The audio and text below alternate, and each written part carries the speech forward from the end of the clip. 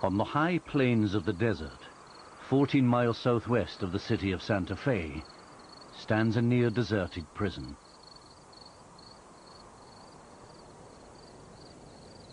This is the penitentiary, New Mexico, which in the course of a February weekend in 1980 was the scene of the most brutal riot in American prison history.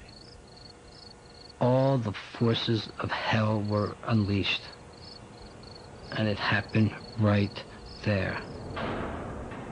Never seen that much rage, overt, touchable rage and hate.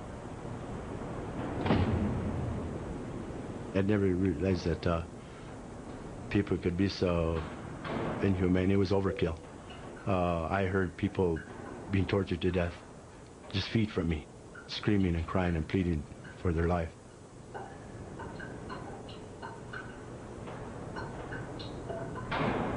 All it was about was respect.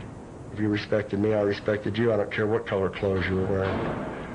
If you fucked with me, then you better come right.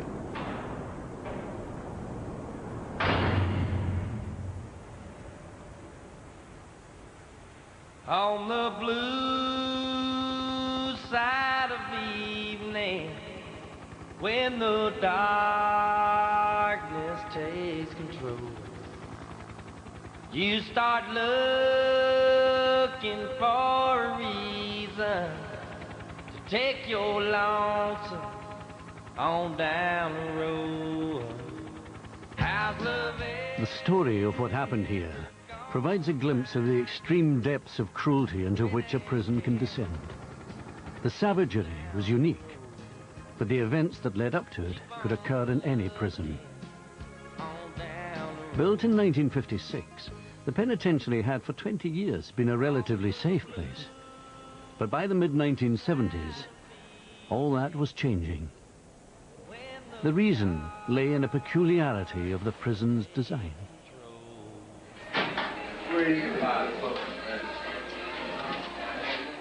To save money, the majority of prisoners were housed in dormitories. In 1976, when the state of New Mexico passed tougher sentencing laws, more and more criminals were sent to the penitentiary. The dormitories, with a design capacity of 50, began to overflow.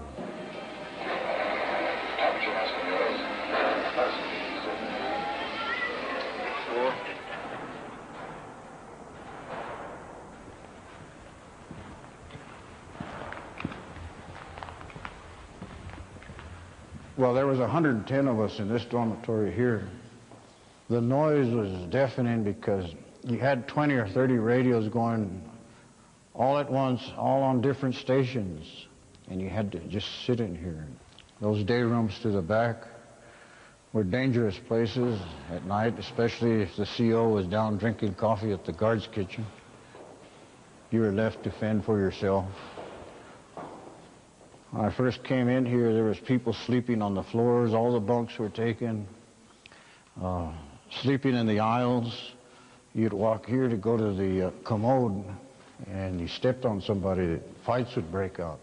It just got to be insane. I mean, they were just jam-packing people into them. And at one point, I know there was close to 100 in the dormitories. I mean, it had went from single bunks to bunk beds, and then to people sleeping on the floors.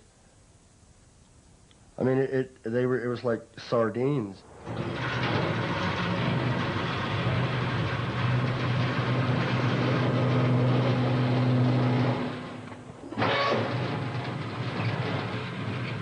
I remember my first day.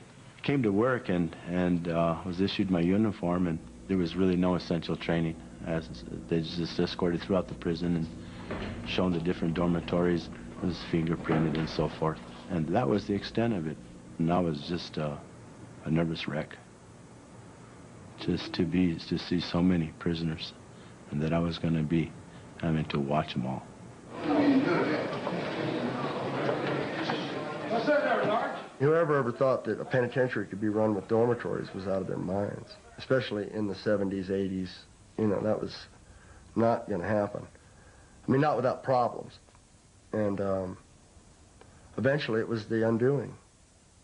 because that many people were in one place at one time, and it caught up with them. By early 1978, a combination of overcrowding and undermanning was making the dormitories virtual no-go areas. I remember one time we had a drinking spree. We had made a lot of hooch. What it was homemade beer. We drank about 15 gallons. People falling all over the aisles here, dead drunk.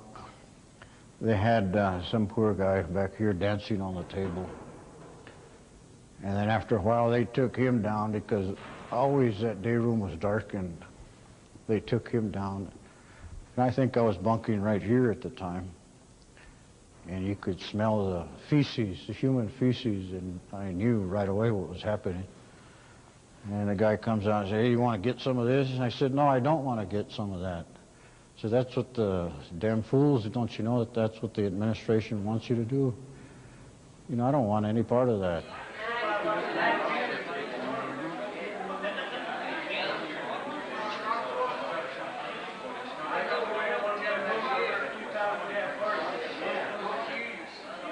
The original idea of the penitentiary, and the word penitentiary comes from the word penance, just like monks doing penance in a monastery, was really to set up prisons as monasteries so that inmates would sit silently in their cells, meditate, read the Bible, and have a transformation.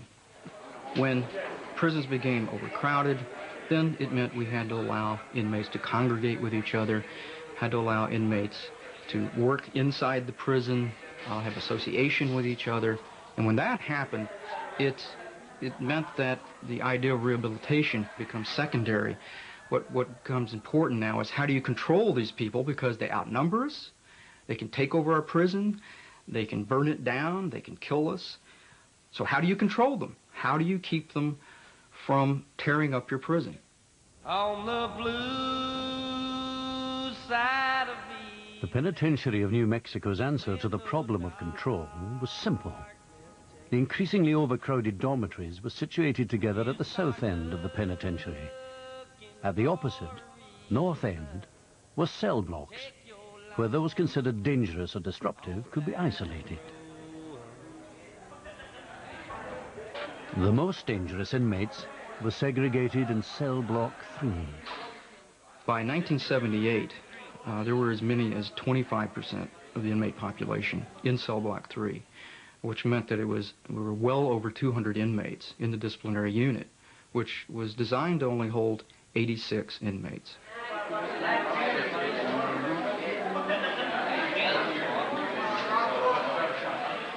Overcrowding was not the only hardship for those confined in cell block 3. The officers assigned there often supplemented segregation with a cruder form of control. Many times when you're brought down here, handcuffed behind your back, the guards would sort of like help you along down the stairs. You'd fall at the bottom of the stairs.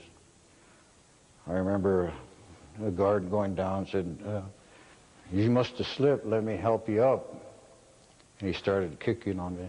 There's hundreds of guys that have experienced that. It was when you came through the fucking door, you knew the next thing was a boot in the ass when you were going down the fucking stairs. That was just part of the fucking getting locked up. We never, hardly ever used any physical force on an inmate unless he refused to do as he was told, such as when you wanted to lock him up in a disciplinary cell, and you would use as much force as needed. We don't carry, or we didn't carry guns in the penitentiary, but discipline could go to as high as grabbing the guy by the button and throw him into a cell.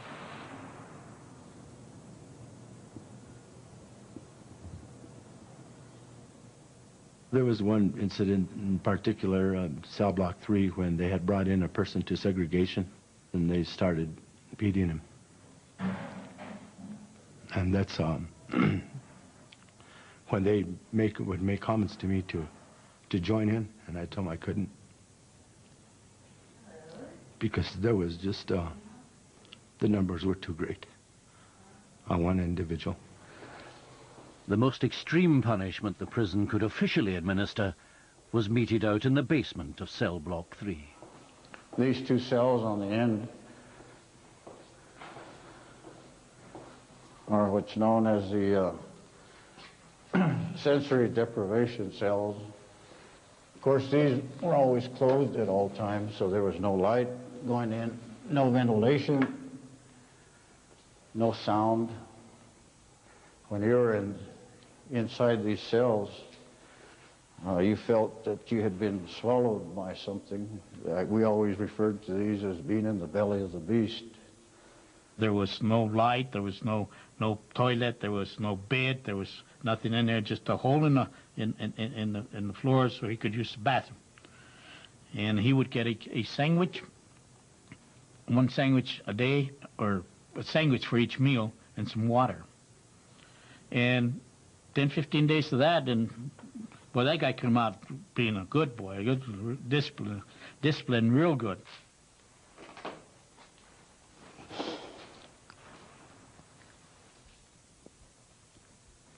Takes me back to a lot of bad memories. I could hear a scratching on the walls, and that scratching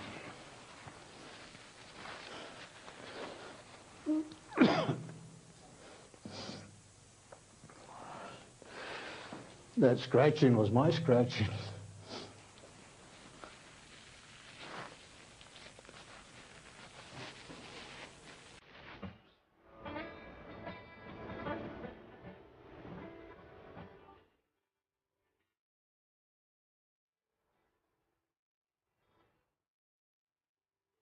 Segregation and brutality were not the answer to the problem of control. For one thing, there were simply too many inmates to lock up. For another, straightforward coercion just fueled prisoners' resentments and strengthened their solidarity.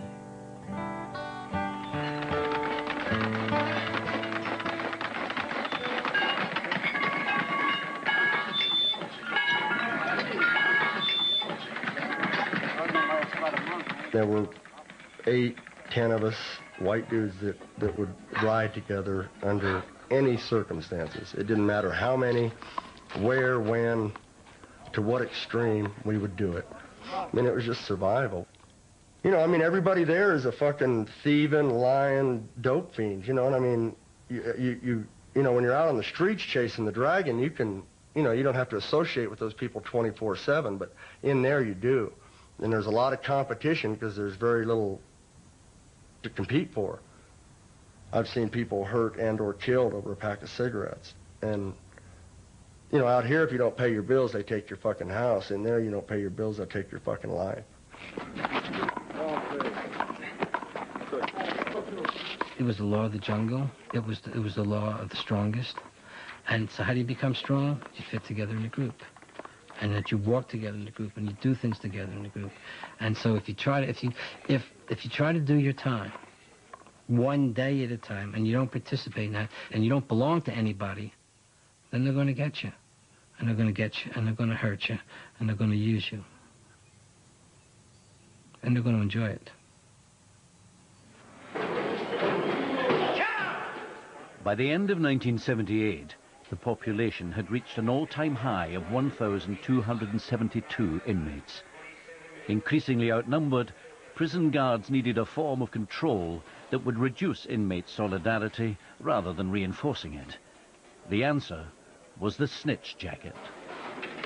To have a snitch jacket hung on you would mean that you would be labeled as a snitch. It was a threat. It was a way to threaten information out of an inmate by saying, if you don't tell us what we want to know, we're just going to pass it around to the other inmates in here that you're a snitch. And as you know, I mean, being a snitch in a prison means that your life expectancy probably isn't going to be too long. Snitches were informants. Real or suspected, they needed protection. They too had to be placed in a cell block. In their case, it was cell block 4, where they were housed alongside other vulnerable prisoners such as rapists and pedophiles.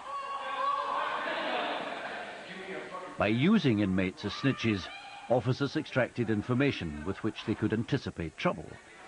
By labeling inmates as snitches, they created a climate of suspicion and fear in the general prison population.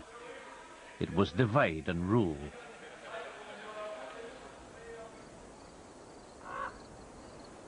What the snitch system did was to deflect the hatred and resentment inmates felt for the authorities towards the inmates held here in cell block 4.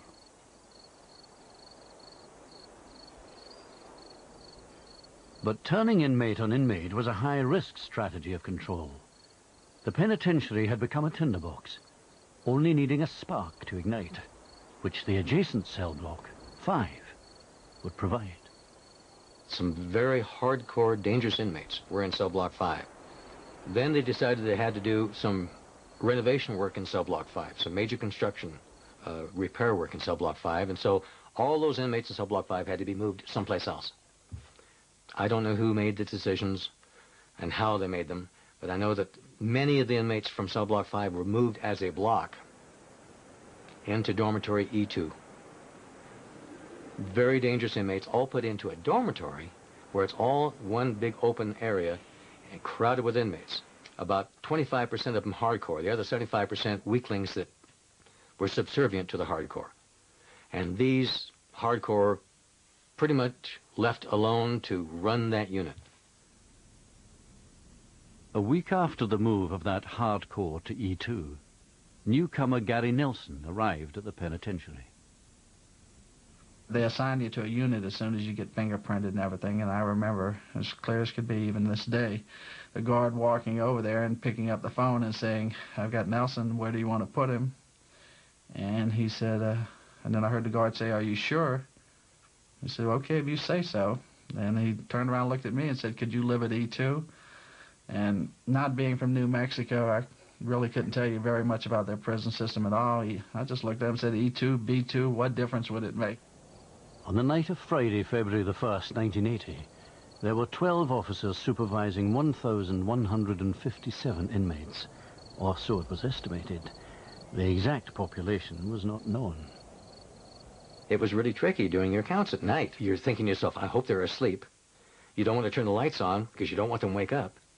You're going with your flashlight hoping the batteries are going to be strong enough to illuminate your way so that you won't step on someone's face as you're tiptoeing in among them trying to count bodies. It gets very hairy. And because it was frightening to do that, I know some officers did not even do the counts at night. They'd call in a number that was called in the time before. And hopefully no one's gotten out since then. The newly arrived hardcore at E2 had been drinking illicit beer since the early evening. It was a typical night in the penitentiary, New Mexico. There was nothing pre-planned about this. People talk about, yeah, they're going to be a riot, they're going to be this. Just nothing at all. And we're all sitting around playing cards, doing things. All of a sudden, somebody got up, jumped up and said, Danny Ray Macias. I mean, it's well documented at this point. Said that, hey, tired of this place. When they come to count, if they don't like that door, we're going to jump them and take over this place. And anybody that stays in bed is going to get hurt. At 1:09 a.m. on Saturday, February the 2nd, prison officers moved toward the prison's south end to do a final check of the dormitories, a process which many of them detested and feared. In order to speed their work up, the most basic security procedures, such as locking the doors of the dormitories behind them, were, as usual, ignored. I remember laying there on my bed thinking, boy, I sure hope he locks that door. That'll stop this. And they didn't like that door. So they had two guards. One on the opposite side from me was counting, and one on my side was a lieutenant. I believe his name was Anaya. And Lieutenant Anaya was walking up, and as he got near my bed, someone ran and jumped him. They grabbed the other guard. At the same time, someone had run and kicked open the door all the way and grabbed the guard at the front door and had all three of them at that point. Took the keys, took their clothes off. People started putting bandanas over their face and everything, and I mean, it was payback time. On the blue side of the evening, when the darkness takes control. You start looking for a reason to take your lonesome on down the road. And this is where I was having breakfast. About 1:30 in the morning with Tonio Vigil. That's when we heard I was going to leave, and he says, have a cup of coffee with me. I said, oh, okay, I guess I could take another 5 minutes. That's when we heard a really strange, loud grumbling noise. The strangest thing you could hear at 1:30. It was 1:45 in the morning. That's when we came out to the hall, and we saw literally hundreds of inmates just pouring out of the dormitories. And I said, my God, what is going on? I thought maybe a fight had broken out into the hallways, and I said, no, it's just not reasonable. A fight that big could break loose. I was going to rush down and try and close those grills over there, but it seemed like as though somebody was guarding those grills dressed in an officer's uniform. And I didn't recognize the individuals. And then that's when I saw that they were kicking an individual. I believe it came out to be Juan Bustos, an officer, literally rolling him down the hallway with kicks. And it was, I would say, anywhere between 100 and 200 individuals. And they were just filling out, and it was just mass chaos. And that's when we exited up towards the control center. And I banged on the windows to the control center, and I head out back up to the north side of the facility instead of going out the front door.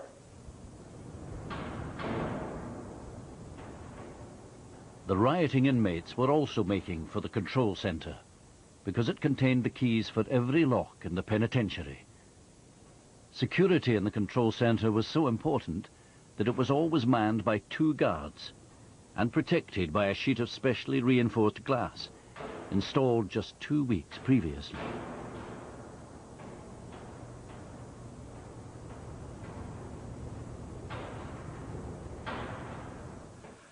They got in front of the control center and demanded that they, open it up. Of course, they refused. They weren't going to open up. I mean, they've been trained that way not to open up. They were kicking the hostage. I don't know what the hostage's name was, but they were kicking him, threatening him and threatening to cut his throat. Eventually, took a fire extinguisher, broke the window. I mean, at first they drew the window. You got this supposedly bulletproof glass. It may very well have been bulletproof, but it wasn't fire extinguisher proof. He got it, and he threw it with such force and might at the control center window that it sort of like penetrated and stuck in the window.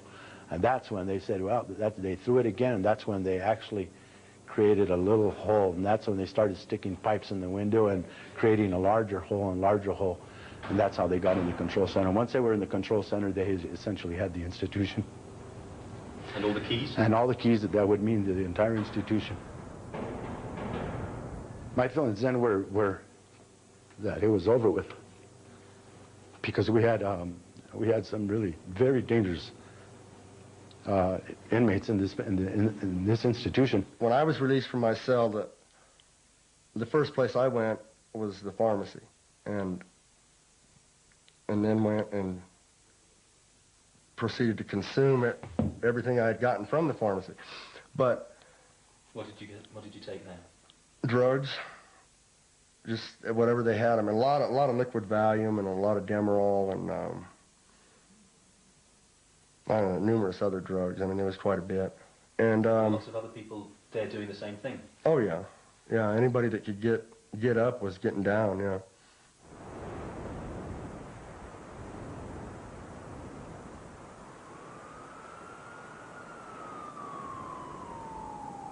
The guards who had fled the control center alerted the state police, who began to congregate outside the prison at 2:15 a.m.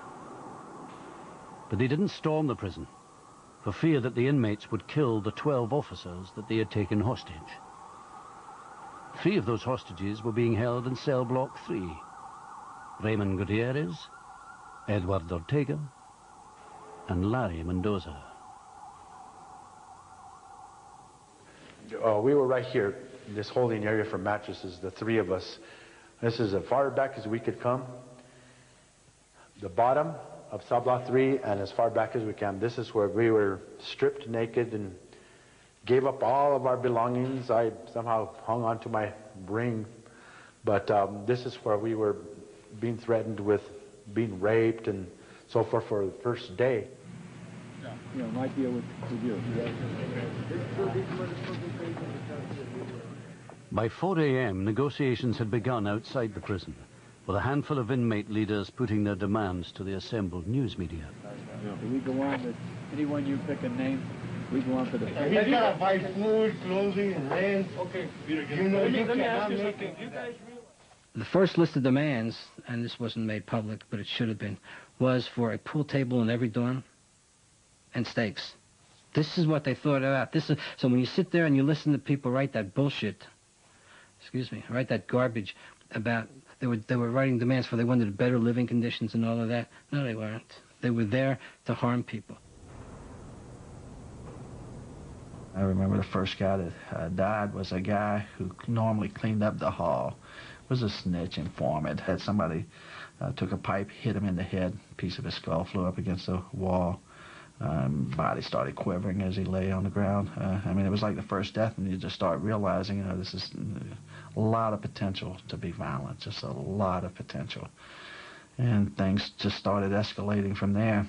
You could smell a lot of fear. There was a lot of people there that did not want to be there without guards there to keep the order and the peace. They really didn't like the fact that convicts were running, you know, I mean, that had control of the penitentiary. Here, and we're taking care of business. How are things over there?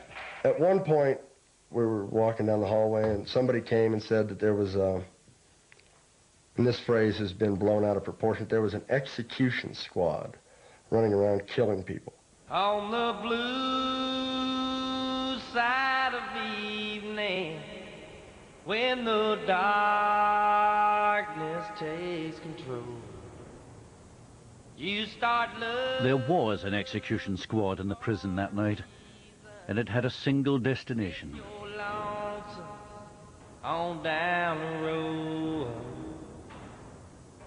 You got all those people down there in cell block 4, and it's not each and every one of them, it's just some of them, have told on people that are there in prison, many of whom had life sentences, many of whom know they'll never see freedom again because somebody down there in cell block 4 has told on them.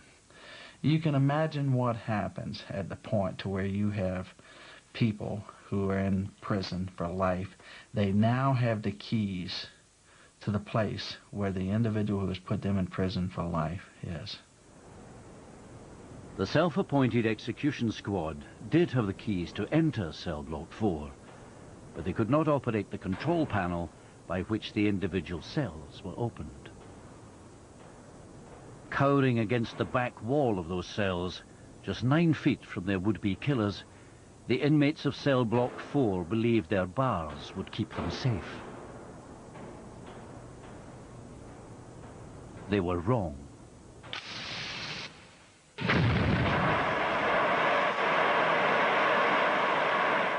Acetylene torches, left overnight by contractors working on the repairs, had been discovered in cell block 5. Now every cell could be opened, and every score could be settled. The execution squad could go to work.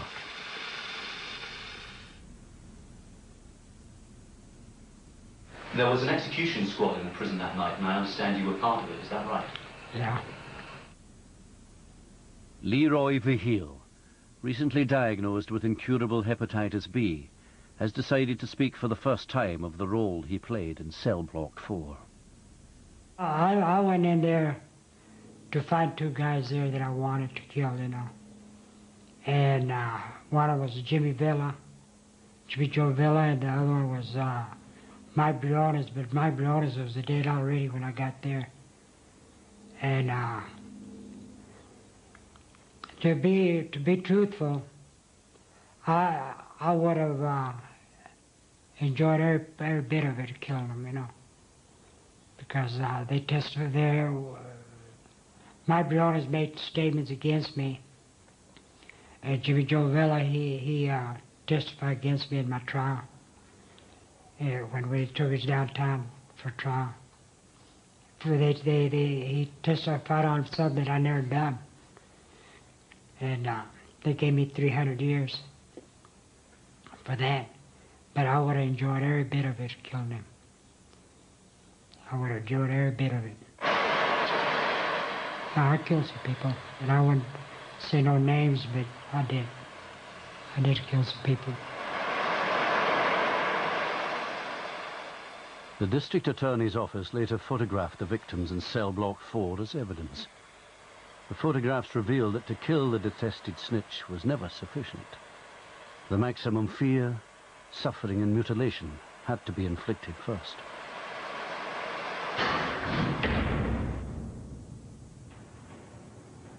One inmate was killed when a piece of melted cell bar was driven through his head.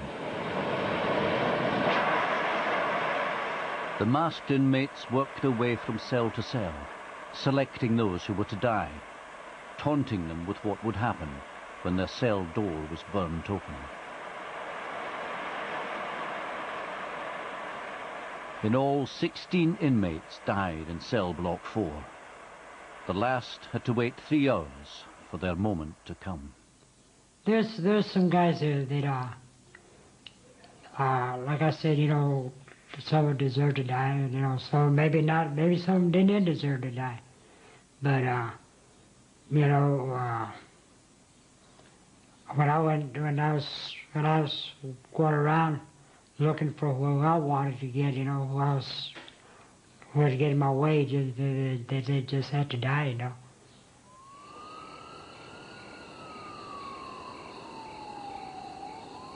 By now, the state police positioned beyond the perimeter fence at the prison's north end were starting to glimpse the full horror of what was occurring in cell block 4.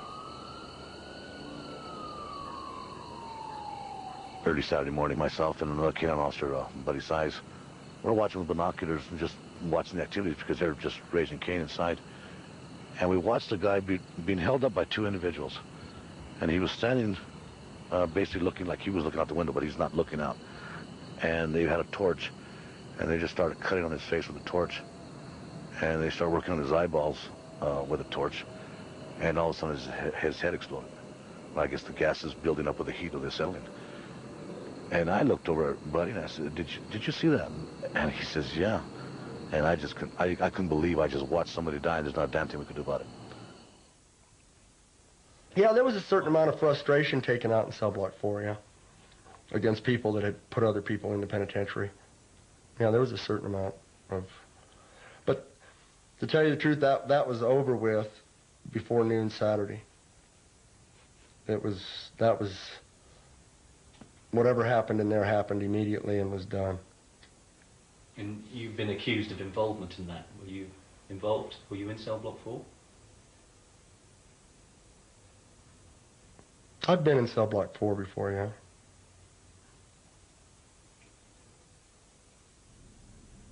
Michael Colby was charged with 2 counts of murder after the riot, but convicted of neither on grounds of insufficient evidence.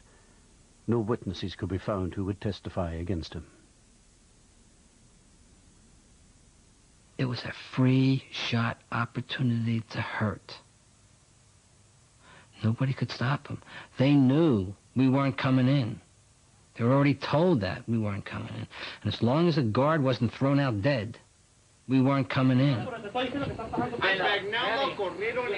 At 7 a.m., just before dawn on Saturday, February the 2nd, a group of inmates dragged out an officer who had been injured when taken hostage.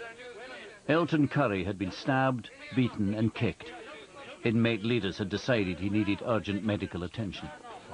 Take him back. He's going in. Right here. Take him back.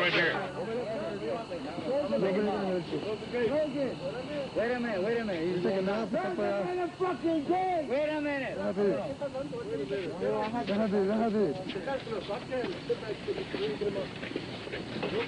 I think everybody realized that the minute an officer died, we died. You know, that was a preservation thing. I mean, that was the only ace we had. The only reason they weren't in there is because we had the officers. So. But no one was going to come in to save the men in cell block 4. Who gives a fuck about them? I mean, the way they were treating them, they were in a 6x9, 2 or 3 of them living in there like that. They didn't care about them. Once they got the usefulness of them testifying or giving up the information they gave up, they're as useless to them as they are to us. Matter of fact, they're a burden to them because they have to take care of them. So, no, they don't give a fuck about that. at all.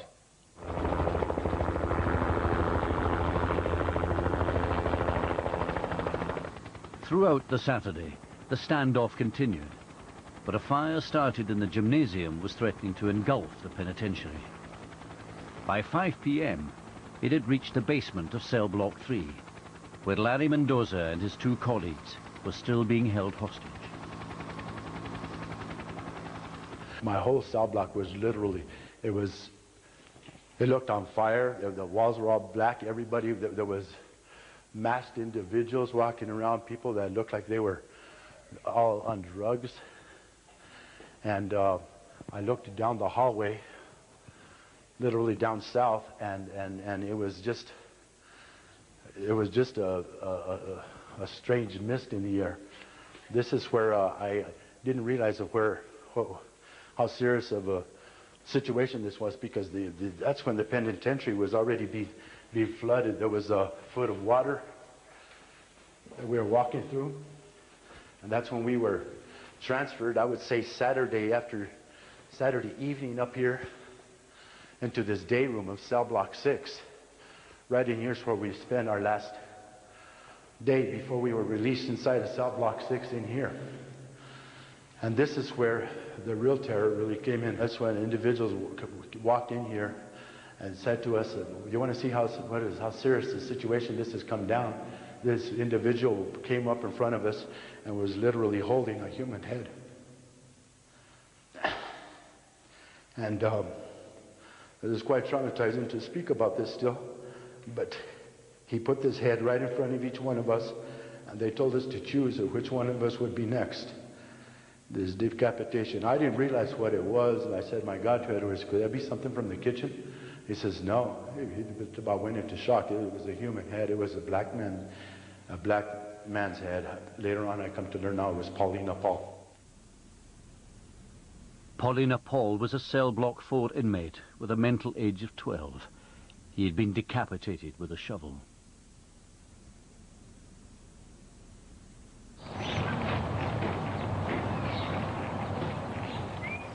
Sunday, February the 3rd, the second full day of the riot, dawned with most of the inmates lining the perimeter fence to escape the violence inside the prison.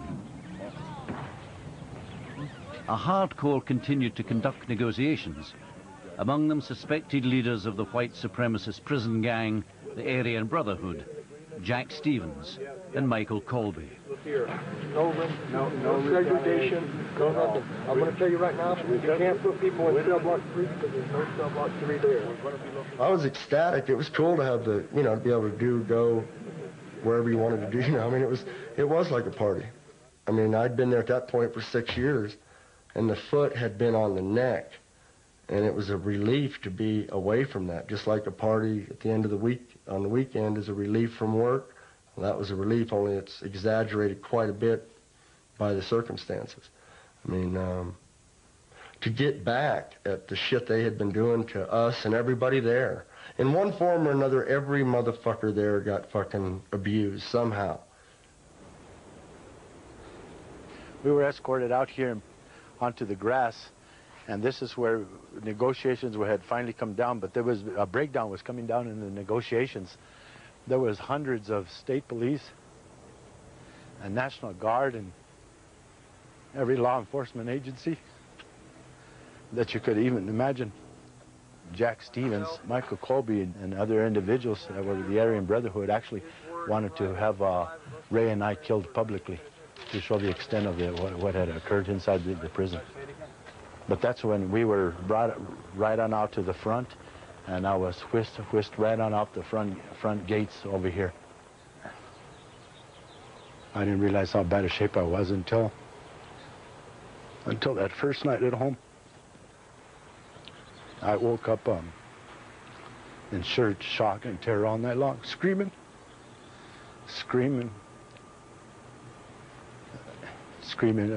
just pure nightmare. I thought I was still at the prison. Just after 1:30 p.m., a SWAT team was ordered in, and after 36 hours, the riot was at an end. The last hostages had been released when inmate leaders such as Michael Colby were granted the request for transfer to prisons in other states. And as soon as we entered the main lobby, going up the steps into the main lobby, we could see the total destruction that had occurred. There was water on the floor about a foot deep, and filthy water with all kinds of crap floating in the water, pills and capsules and syringes and debris. It stunk to high heaven. It stunk of smoke, and it stunk of, it also stunk of death. I found that even though I knew the inmates so well, I was having grave difficulty identifying them. With their face that close to mine, I couldn't tell you who they were, or had been, because they had been so horribly brutalized and mutilated. And a lot of them I couldn't say. I couldn't say who they were. One inmate in cell block 4, a case he had dealt with personally, had special significance for Larry Flood. That was Mario Uriosti. He's from Santa Fe, was from Santa Fe, New Mexico. A youngster, really. He was in for shoplifting. The week before the riot, he had been gang raped by 7 inmates. And he wanted to press charges. So I needed to get him where it was as safe as possible. Well, there's not really a safe place in the prison, but I had him transferred in voluntary protected custody in cell block 4, North End, main facility, Penitentiary, New Mexico. His was one of the bodies I did recognize when I got to cell block 4. He was hanging from the grill work separating the officer's station from the north corridor by a rope or a piece of sheet knotted together or something. His throat had been cut. His genitals had been cut off. And they were stuffed in his mouth. It wasn't a safe place. Not for Mario. He should never have even been in the penitentiary, let alone there and then. You say you feel no guilt for what you did? No guilt at all. We've seen some of the photographs that the district attorney's office took of the victims, and they are savage. I mean, they almost look as if they might be the work of an animal. That's what the administration made us. But you chose to do it. It was your choice to do what you did. Yeah. Because that's like I said, the administration made us that way. If they want to treat us like dogs like they used to, you know, it would have been different. But the administration treated us like dogs. I mean, they didn't treat us like no human. They're animals. If you've ever seen lions devour meat, that's what I thought. That's what it was like. The blood was splattered all over. And then you look around and then you just say, how could people do this to somebody else? How could you do that? We saw the cell where they burned their way through before they burned the guy with the blowtorch and before they put the rod through his head and all that. And you just think, you just imagine what it was like. It was like all the forces of hell were unleashed. And it happened right there.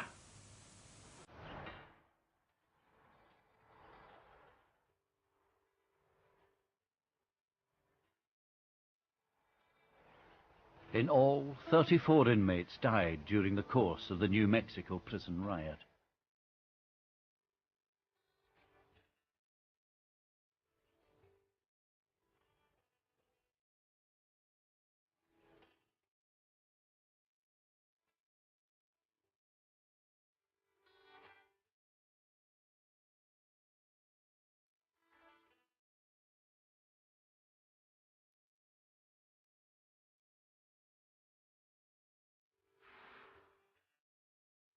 In the wake of the riot, New Mexico's Attorney General was commissioned to produce a report an attempt to uncover the reasons for the unique savagery.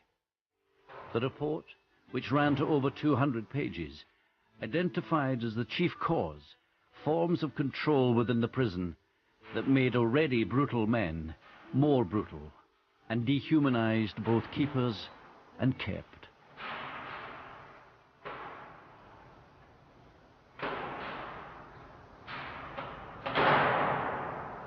When I worked on the Attorney General's report, interviewing people, talking with people, and looking at the pictures of the results of the violence, it's something I had nightmares about for years, personally. And it's something that I'll never forget. It's a watershed incident. But it's not just a personal incident, it's also an incident that tells us a lot about prisons, because it allows us to view what happens in a prison if we lose sight of how we can humanely control inmates. It probably would never play itself out exactly as it played itself out in New Mexico, but the dynamite is still there. It's just waiting for a match to go off. At New Mexico, it went off.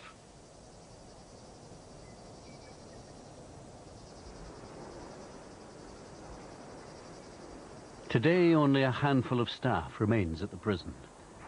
Everything but the prison infirmary finally closed in November 1998. The penitentiary in New Mexico simply could not recover from the riot.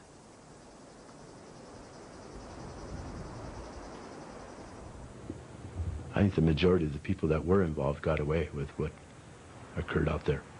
I don't think the state knows really who did what to this day. Those 36 hours in the riot, I aged literally, I felt like 20 years. Could live a lifetime and never forget it. On the blue side of evening, when the darkness takes control, you start looking for a reason to take your lonesome on down the road.